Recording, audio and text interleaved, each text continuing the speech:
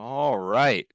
So, as people file into our session here today, we are excited to have everyone here. Welcome to the Georgia First Symposium. We have an amazing session here today by our amazing students here. What I'm going to encourage you guys to do is to make sure that you go ahead and put your questions into the Q&A. We will have a Q&A section towards the end of our the presentation here today, where we'll go ahead and field those questions to our amazing presenters. Also, please make sure that you go ahead and just be paying attention, because there's a lot of amazing content here. So what I'm going to do is turn it over to our amazing guys at 9477. Guys, introduce yourself and tell us what we're here for today. Okay, hi everyone. We are the two team captains of Team 9477 Lambda. And we are here kind of today to talk about what happened in our second year as a team that kind of led to rapid growth. We had absolutely no structure. We've titled it 100 Students, 2 Mentors, 1 Year in a Robot, and that'll kind of make sense in a little bit. And we are also going to go into the hindsight afterwards and to how we are kind of handling the changes and stuff. Okay, so who are we? My name is Ava Harris. I am the co-captain for the 2025 school year and the 2026 season. And I was our intelligence and analytics lead, which is a very fancy way to say strat and scouting, for the 2 years prior to this upcoming third year, including the Rerun Peachtree Rookie All-Star. Yeah, so again, I started on this team in our rookie year, 2023, as the electrical lead. I'm Joel Baswas, by the way. Then last year I was the Gamma team lead, which we're going to talk pretty much our entire presentation is going to focus on what that means. And that year I was also a nominee for Dean's List.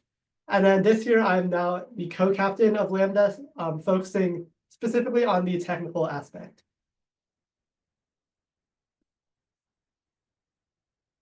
All right, so yeah, what we're going to be talking about is so we were a rookie team in 2023. So last season was our second year as a team. And a lot of things happened that led to what we can only best describe as complete chaos. So we're going to talk about how that happened, why that happened, but most importantly, we're going to talk about what we learned from that and what we're changing going into our 2025 season. Or our 2026 season, I guess. So we're talking about this from a student leadership perspective. So talking about how we basically built the team from the ground up 3 times, and basically just providing advice for any teams out there that may be experiencing similar levels of growth, or maybe even want to experience the levels of growth that we were able to see in our first 3 years as a team. Okay, so this year we've labeled the year of complete chaos, right? This is not our rookie year, this is our second year. We're going to go over what happened in our rookie year to lead us to this chaos starting in early of our second year as a team, the second school year. Right? So we got a lot of new members very, very quickly. This happened for 2 main reasons. One was we attended Worlds. Our school is very resume driven, and having a lot of resume builders is something a lot of people strive for. So us attending Worlds became a really big thing, and we were in the pep rallies. We did a lot of outreach, and so it was known. And so that kind of drew a lot of attention to us, as well as the outreach at our high school level and at our feeding middle schools sent a lot of 8th graders to us for a very similar reason. Is our school is very competitive. They knew that, and they knew robotics sounds really, really great, especially for college apps and college resumes. We did start this year with only 2 coaches. One was returning. This is Mr. Anupam Goli. Many of y'all will know him if you are a fellow mentor. He was phenomenal, and he was absolutely amazing. And he was our returning coach with FRC experience. He came from Team Auto 1746 from Forsyth Central High School, as many of y'all will know, and he was great. Our secondary coach was Mr. Bill Schuyler. He worked alongside Mr. Goley at Forsyth Central in the STEM Academy, which both of them worked as. They both worked in specialties, though. So Mr. Goley was part of the engineering specialty, and Mr. Schuyler was part of biotech. He had no experience with FRC or robotics in general, but Mr. Goley did trust him to kind of handle all the behind the scenes and help us as a team just be a body in the room and be a person and a mentor. And they are both amazing. We did have a lot of space. So if y'all want to imagine our room size, It was space. It was the size of a practice field. So we had size for a full practice field. This is drive station to drive station with spaces for people to stand on either side. And we would just break it down. We put all of our elements off and away and we pull them out for practices and stuff like that. We had a lot of computers. We had 43 computers, which is enough to handle a normal sized team, kind of do everything. And we did have some version of a machine shop, right? So this machine shop, we did have two. So we had one in our room, which we had all access to, that had drills, some saws, all the small things. And then across the hallway, we had access to the large machine shop most of the time that had CNCs, lasers, and all that kind of stuff. And then starting our second year, we did have a booster association come and join us. They are phenomenal. They are amazing. We love our boosters so, so much. And they did help it make a lot easier to spend the money and buy things. Instead of having to fight the school and kind of say, oh my gosh, we need this item, and then wait the 2 weeks to get the approval for that item and then buy the item and then submit the receipt and then all of that. It was really chaotic all the time. They helped us just kind of buy things when we needed the things really quickly. And we just kind of say, oh, we bought this, or oh, I need to buy this. And 20 minutes later, we'd have the item purchased and coming to the school. And then, but the school was still fighting us at a lot of turns. We'll kind of get into that in a little bit and kind of what those things are fighting us on in a way. So the chaos in its height. So at our first interest meeting of our second school year, we had 178 people in attendance. You can see that picture, and that is not all 178 people in that room. We still have space on the other side of that still have people standing in there. It was kind of packed to the brim. There are still people flooding in after this picture was taken.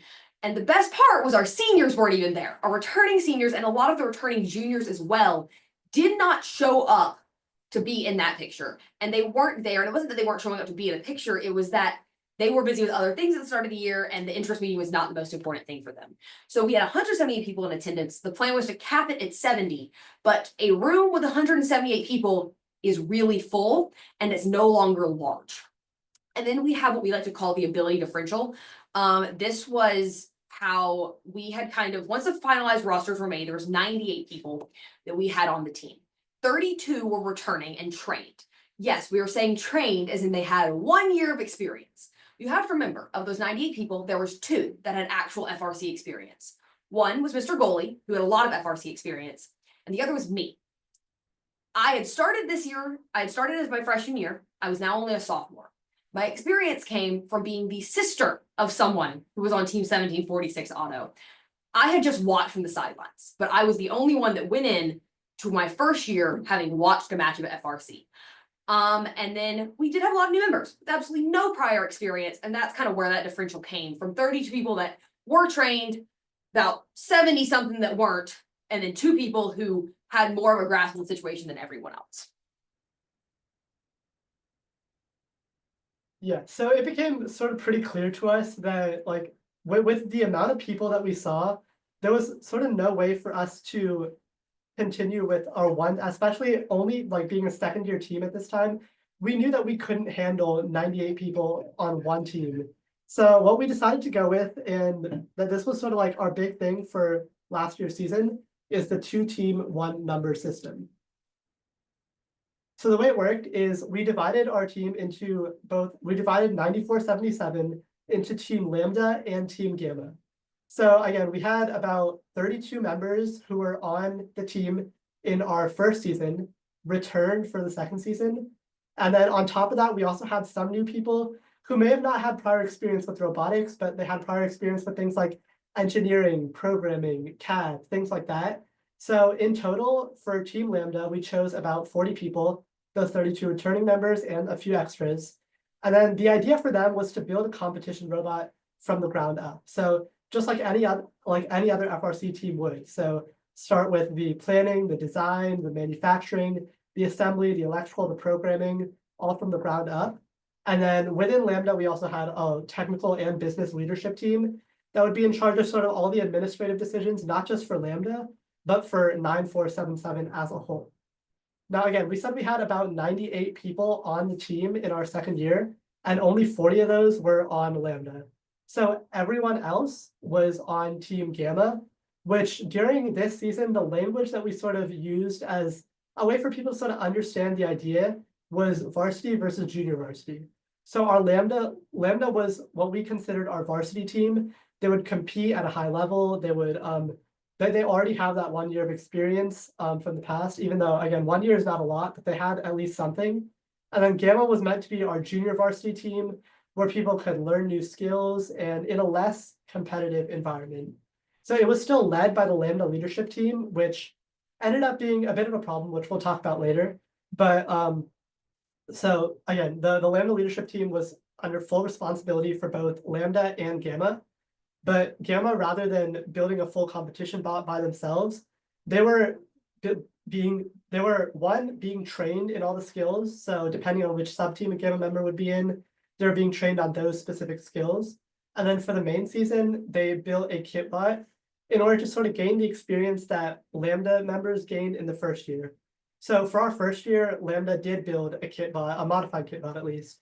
So we decided that in order for Gamma to sort of get the same experience, considering for them it would be their first season, we had them build a kit bot, and we generally used it as a defensive practice bot rather than a competition bot. So obviously this is sort of a lot for a second year team to do. So like this is relatively unheard of a second year team already branching off into 2 separate teams. So why did we decide to do this? So a lot of it goes back to what Ava said with the interest meeting. There was 178 people there with, that's sort of like the first time we realized that our room, even though we thought it was big, we could fit a practice field in there, we had a ton of computers. Once we saw 178 people fill that room, we realized that even a big room starts to feel really, really small. So one thing specifically was the computers. So originally we thought 43 computers is amazing for a classroom. But then when you think about the 98 members, each of them like maybe in CAD, business, programming, which would all need computers, and we just did not have enough space for that. Also, a lot of things with building the robot specifically. So we wanted everyone to be hands-on. Like we didn't want it to be only the people who were on the team last year would get to be hands-on building the robot, things like that. But realistically, you cannot fit 98 people around a robot and also have enough tools for all of those people to actually be able to do something. So we wanted, so that's like sort of a big thing where having 2 teams allows you to build 2 robots, and having 2 robots allows everyone to sort of have a role on the team, or at least that was what we originally had planned. And then sort of the third thing is training. So one thing that we know FIRST is big on is sustainability, having a team that continues to grow and doesn't like stop once people graduate. So the idea was that because we have this sort of junior varsity system, we could train new people within Gamma and then have them have more experience, and then not having to worry about training on Lambda. So that way we can have one team where all they worry about is building a high-level competition robot and performing well. Whereas we have another team where we can focus entirely on training people, giving them a good experience, and allowing them to make mistakes and sort of have fun with it. Or again, that was sort of the original plan. So as many of y'all will know, the picture perfect world never exists. So what would a picture perfect plan to execute this though was Mr. Anavamgoli was going to handle all of our Lambda meetings. So our 4 Lambda meetings a week were going to be handled by him. He was going to be in the room, help, be a mentor, all of that. And Mr. Schuyler was going to be handling all the Gamma meetings. Gamma meetings were only once a week because they weren't building a competition robot, and we were trying to save time for the Lambda comp team. And he was in the room for those, but really, yet again, he had no FRC experience, and while he's amazing, he was really just a body in the room. Those Gamma meetings, however, were going to be Lambda leadership meetings. We'll kind of talk about how that going to be didn't actually play out in the next slide. So the competition plan was that Lambda members were going to go to every competition. So that was going to be both of our regional or both of our qualifiers, just DCMP and Worlds had to be qualified. And Gamma was going to get to go to 1 regional. So they were going to either get to go to Statesboro or Gainesville. We would tell them at kickoff which one they were going to go to. And then the people who were the most involved and did the best and kind of were the best at competition and we wanted them there, we're going to go to DCMP with Lambda to fill the bus up. And then we had, so to choose who was on which team, this is what's changed the most upcoming to this year. and we'll kind of talk about what in practice it looks like and why it's been changed. But what we had decided upon at the start of last year in our quick little run through was a month of monitoring, as we'd be watching everyone and learning what they can do and their abilities for all the new members. And then we were going to place them on Lambda or Gamma.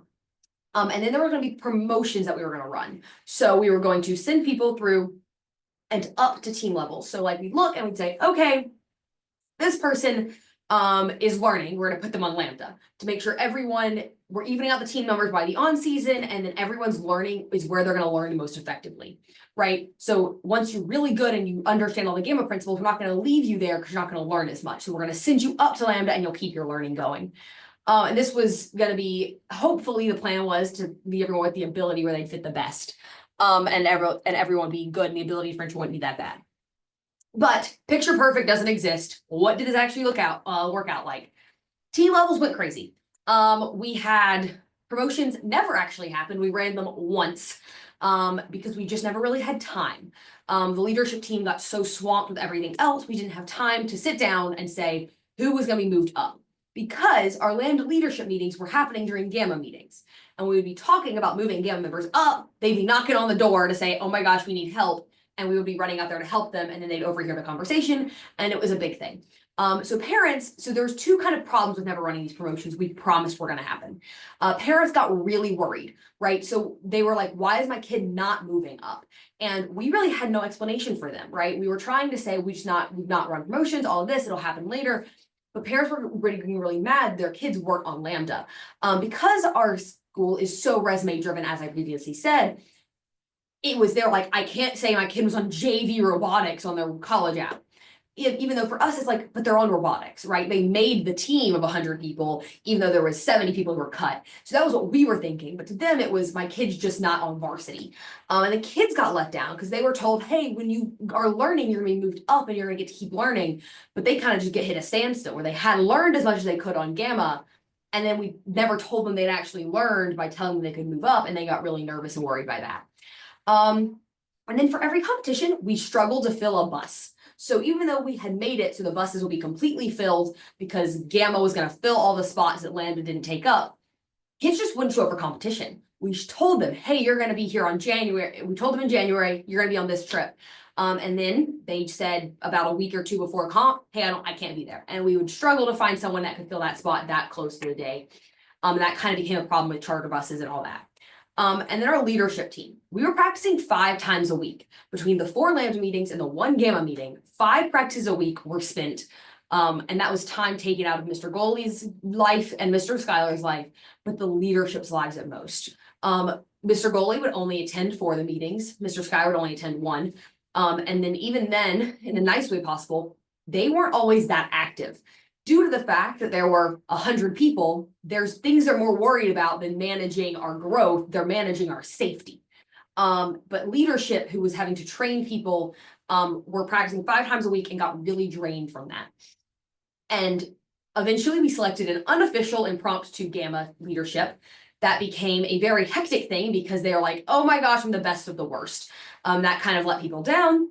And then just less got done on Lambda because what we had planned for planning time during Gamma meetings ended up going to either helping Gamma or just building a Lambda robot once the on season started.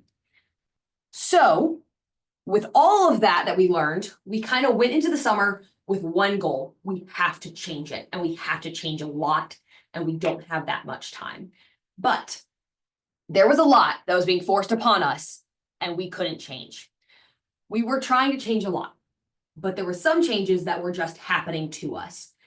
The biggest one was there was a new coach coming. We love her so much. Miss Laura Bender is amazing. She was the head coach at South Forsyth High School with Eaglebots, team 4112, if I'm not mistaken, for 3 years. And Mr. Goley was leaving. So we were going to be getting a new coach. We didn't really have a say on that. We think he's doing great right now, but we've not really heard that much from him as we've been hyping up this year and trying to get going. Our room was changing. So that massive practice field we had and that room we had is now being cut in half. We had no say over this. This was due to the school's decision. We needed more classrooms. We do not blame the school for that, but they had put a wall in the dead center of our room. And before the summer started, we were told this wall was non-movable. We thought it was just going to be concrete blocks straight down the center of the room to kind of split one classroom into 2. We've now found out that is not the case, and it is a removable wall, and we can move it. But we didn't know that, so all this kind of affected that. And we still do have asked to use the other half of the room. But now in this half of the room, we have to have a classroom, a tool shop, and all of our robotic stuff has to be in there. And the other difference is now that we have our own full engineering room, they're not giving us as much access to that large machine shop down the hallway, because we have our own CNC with quotes around that, because our CNC is tiny because it's for a small machine shop. Same with our laser. And so taking us out of this big machinery we had that could do all of our pieces for us, they've given us small stuff. And we are still getting some access to it, but not as much as we would love and we would like. And then new members, right? We had Gamma kids who were not trained that were going to be returning, or Gamma kids were returning, and then there was going to be new members who weren't trained. Our seniors had to leave, and our seniors, most of our leadership team, and they had been there for 2 years, and that got really hectic really quickly. But we knew we had to change some things, and so what did we start changing? Yeah, so again, we had like what the idea with the whole like Lambda Gamma thing was, it seemed perfect on paper, just like being able to train people, sustainable growth, things like that. But it clearly didn't work. So from the time of our banquet, our end of the year banquet, to the start of our off season, we had exactly 10 weeks to figure out exactly why this idea didn't work and what we had to change. So the first thing that we decided to do was hold some summer leadership meetings, which were, mixed popularity there, but we sort of basically needed to discuss on how we're gonna, like, how we want to start our year and what's like important to us as a team. And what ended up coming out of those 6 weeks was a system of tryouts that we call open labs. So Ava earlier mentioned that we got a new mentor, Miss Bender, who was previously on the lead mentor for EagleBots. So a lot of our ideas took heavy inspiration from the way EagleBots has run things in previous years. We basically, again, I'll talk more about this open lab format in the past, but on paper, the idea is that it would allow basically it would allow all the benefits of the Lambda Gamma system without all the negatives of people being mad over promotions, about people like being arbitrarily on the team or not. So we load. Okay, yep. So the idea was that we spend 4 weeks teaching the kids everything, like teaching every single person, whether they were on the team last year or they were not, everything they would need to know for their sub-team. So anyone who's interested in electrical would come in for 4 weeks and learn all the fundamentals of electrical. Anyone who's interested in manufacturing would come in for 4 weeks, learn all the fundamentals of manufacturing. Same with CAD, assembly, programming, business as well. So in order to facilitate that happening, we needed leadership to be sort of very clear on what the plan is and what are the most important things to teach for each sub-team. So during the summer, the first thing that we had our officers do was create 4-week plans. So the idea was during these 4 weeks when we're training people, we need every single thing mapped out, what people will be learning on each week, what supplies we need, what presentations need to be made, what resources we need to make available, things like that, in order for this to run as smoothly as possible. Because again, the entirety of our season hinges on the success of these 4 weeks. Whether people are on the team, which robot they're going to be working on, it all hinges on these 4 weeks. So we had them be very specific with the plans and also rubrics. The idea was to sort of, during these 4 weeks, we would observe each student in both technical dimensions and soft skills. And then at the end of each week, we would fill out these rubrics where we would essentially based purely on the leadership team's qualitative observations, we would then assign sort of numerical point values for each person for technical skills. Like, for example, for manufacturing, how well they're able to use tools, how well they're able to measure out parts, things like that. And then also soft skills. So we're sort of, as we're observing people learning, we're seeing how well they're able to work in a team, how motivated they are, things like that. And so when this sort of system, when we were first planning the system, figuring out how we're going to manage a team with so many people, we knew we couldn't do the whole like arbitrary Lambda Gamma split anymore. but I was originally like personally very against the idea of tryouts. I believe that especially at the high school level, robotics should be something that's open to everyone. Like there shouldn't be a requirement for prior experience to get into robotics, when ultimately we are all high schoolers. Like none of us should have like a ton of experience in robotics. This is the time for everyone to learn, to get into engineering, things like that. But ultimately we figured out that while the idea of tryouts may not seem great, we knew we needed it as a way to sort of fight the what we say fight the interest.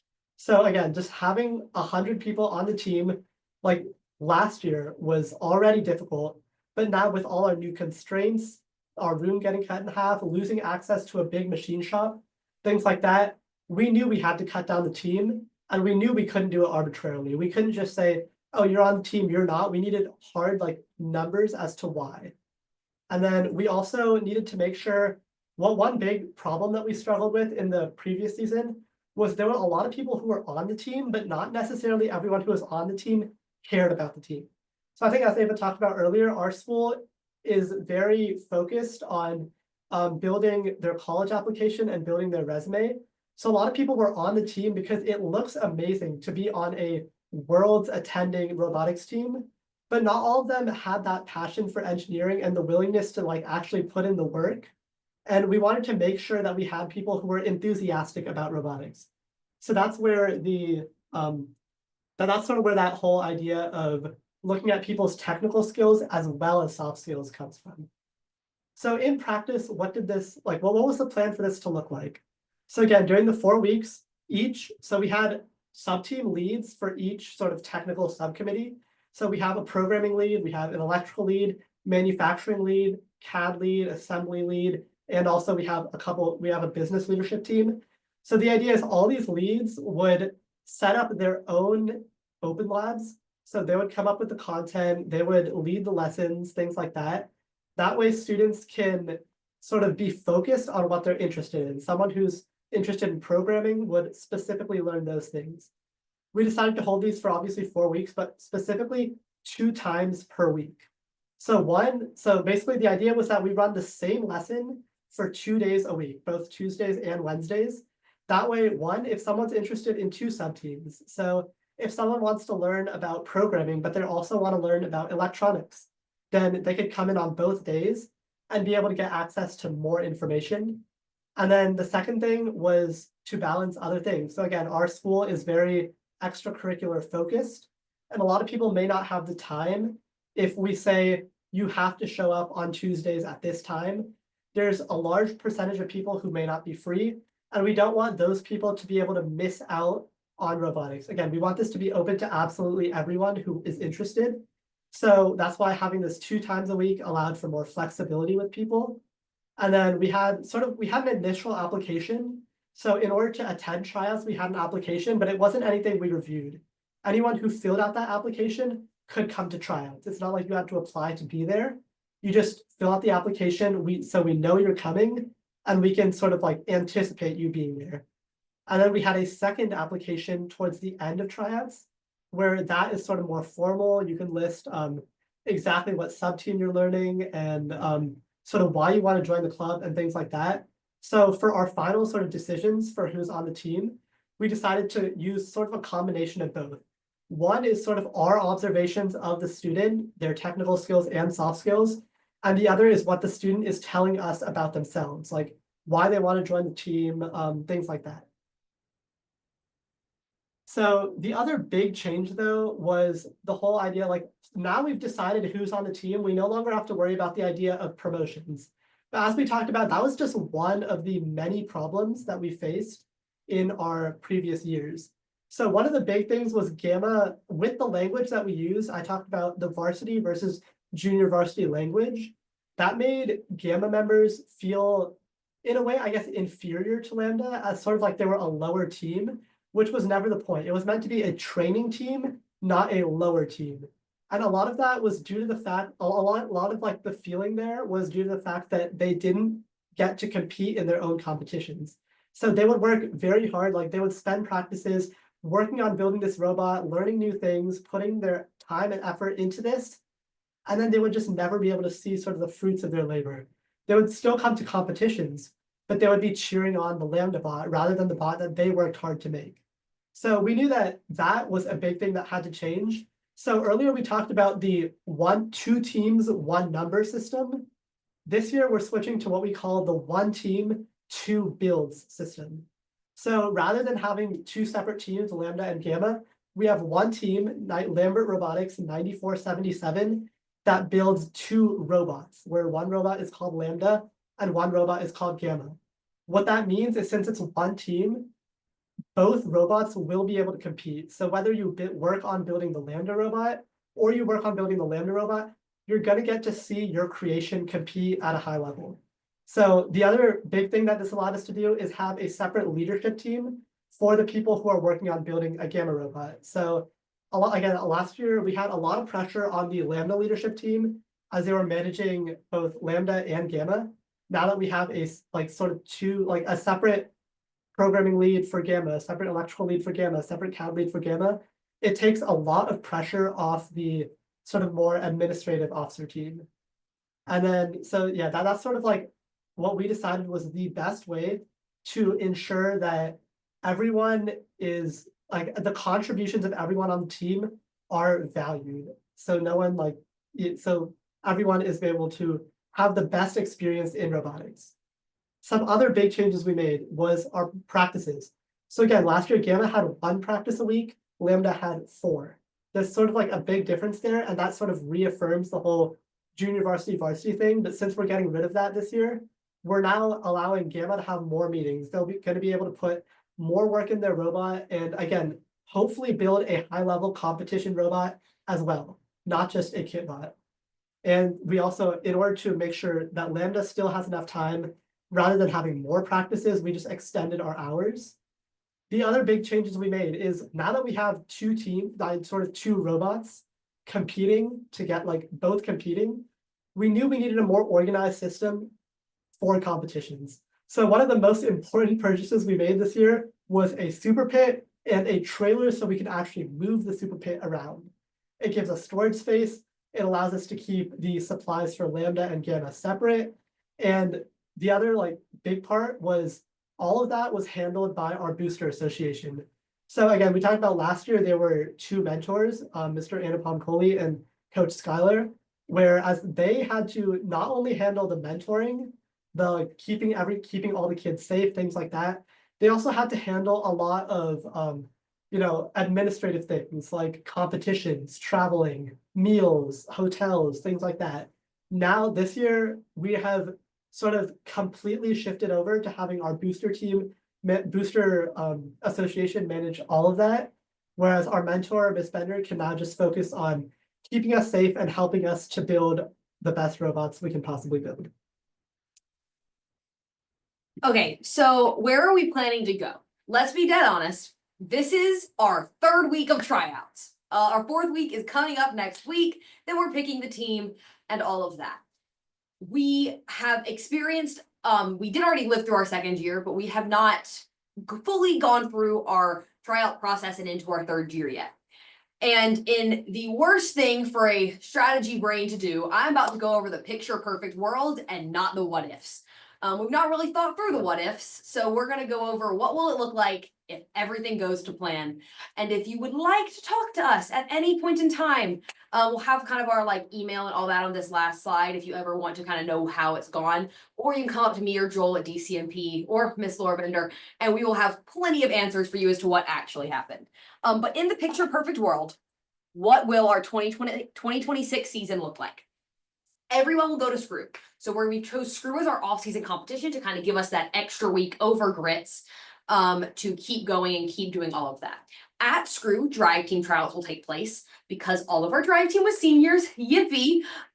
So we're gonna have drive team tryouts. Both teams need a drive team, so we're trying out for 2 separate drive teams, and both bots will be their Lambda and Gamma that were built last year. And then we will also hold sub-team until kickoff. We'll hold sub-team specific meetings. So 2 sub-teams a week. 2 sub-teams a day will practice 3 times a week. So we'll have 3 meetings. Each meeting will have 2 sub-teams there. And that will mean manufacturing from both Lambda and Gamma will be there together. Same with like electrical, Lambda and Gamma will be together. So we're not practicing on a Lambda build versus Gamma build by basis. We're practicing and we're kind of as a sub team. So you're kind of creating that inner team, we're one team like situation and vibe. And then during the on season, Gamma will get to compete with a hopefully modified kitbot, similar to something like our 2024 season for ShindoBot, where it was modified. It barely looked like a kitbot anymore once we were done with it. Lambda will build the bot from scratch and everyone will support everyone. If Lambda's running behind during the on-season and needs help, Gamma members will come in and help. Same with if Gamma's behind and we're getting up to Tallahassee and they need to get there and they need to compete, we'll pull up our Gamma member or Lambda members down to come and help them. And then as we said, we're going to stick with the 2 team, instead of saying 2 teams, 1 number, we're now 1 team, 2 builds, to very much kind of solidify that we are this one team together. We are Lambda Robotics, and prevent all of that, hopefully parent backlash we received in our first year. And then looking forward, right? So what do we hope this plays out like in our next few years? We're hoping Gamma members, which will be mostly made of underclassmen. And as we've said, this is not a JV varsity situation, but we do have to kind of play it like that in some instances. It makes no sense to have a senior on your JV team because you've wasted that spot for someone that could be trained and then come up to varsity. And we don't want to say it like that, but it does become the issue of we are only doing a 1-to-1 ratio. We have 35 on Lambda and 25 on Gamma. The extra 10 on Lambda are our business team. We'll only have a business team on Lambda. We won't have one on Gamma because they're not competing for awards. And so we want a 1-to-1 ratio. We want one person from mechanical to be able to fulfill another person from mechanical and Lambda as they graduate out.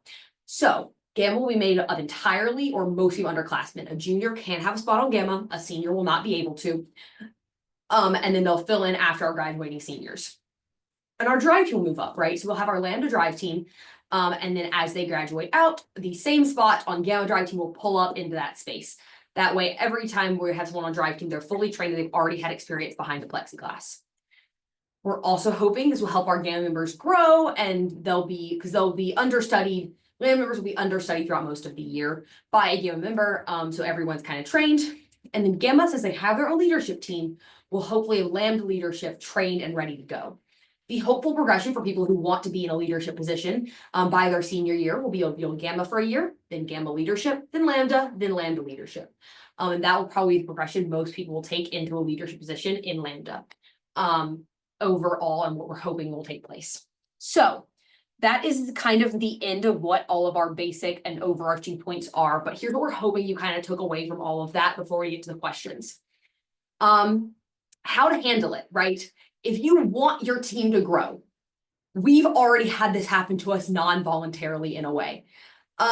So there's kind of things you need to look for before you let that growth happen. You need to make sure you have a mentor base. You can't just have one coach. And if you do, go with something like this, but please don't do that to your students. It gets really hectic and really hard on your leadership team because students will start trying to take charge of things that they really should just be able to take a step back and enjoy it.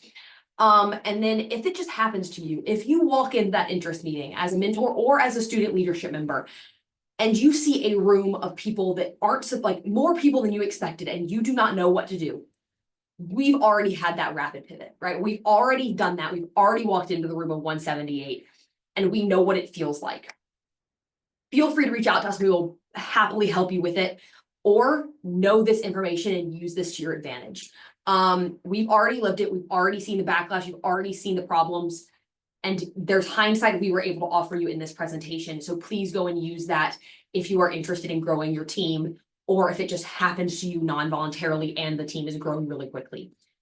And we're able to offer this from the student side, right? We don't have the leader, we don't have the booster association, what they were handling, or honestly, we don't have the mentor side, but we are able to give this to you from our leadership side and the student side. And what we saw and what hurt us and was hard for us as students who were just supposed to be there having some fun.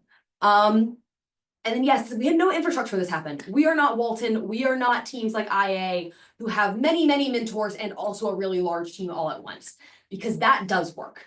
If you have a lot of mentors, it's possible to have one robot and a lot of people all there. If you do not, if you have 2 mentors, your leadership team will have to step up more than ever. And kind of knowing what to do if you don't have infrastructure. We didn't have that infrastructure, right? We were only there in our second year. And so we were unprepared for all of it, but we hope you are prepared if this does happen to you. And so this is when we're going to kind of open the floor up to questions. And then if you're ever interested in getting any more than what we're able to offer right now, you can contact us on any of those platforms and we will be there to help. But otherwise, questions. All right. So guys, if you are attending, you can actually go to the bottom of your screen and go to the Q&A section. If you have any questions, you can post them there, and I'll go ahead and ask our wonderful team of presenters here any questions that you have in our Q&A section.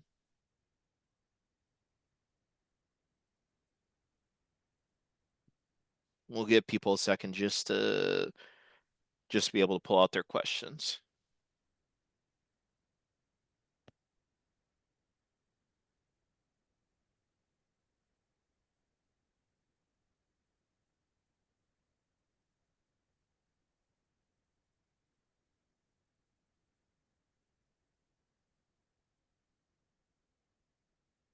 All right. I'm not seeing any questions come in yet. So, any other final remarks, guys, specifically, or anything else that you would like to communicate to the attendees?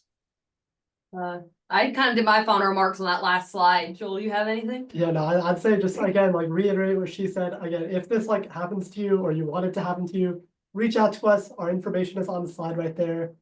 We'd be happy to talk with you. Yeah, we'll be happy to talk to mentors about it. We were both, leadership has taken the huge step in moving this team forward as we had that coach change. So it did lead to all those other issues that arose. And we've kind of taken that front foot forward. But we really hope it does happen to you if you want it and doesn't if you don't. But we're only wishing the best for every team, and we're hoping this information is helpful to all of you. Yeah, I think it means we did a really good job covering everything. Yeah, I think so. Well, thank you to everyone for attending this seminar. I encourage you guys, we do have a amazing rest of the day happening with the Georgia First Symposium. So I encourage you to go ahead and to take a look at all the different sessions that are available to you. As our presenter said, please contact them via the socials or email address or anything else to be able to ask them any questions. But we thank you guys so much. Please stay involved with our symposium today, and we hope to see you later. Thank you guys so much. Thank you. Thank you so much.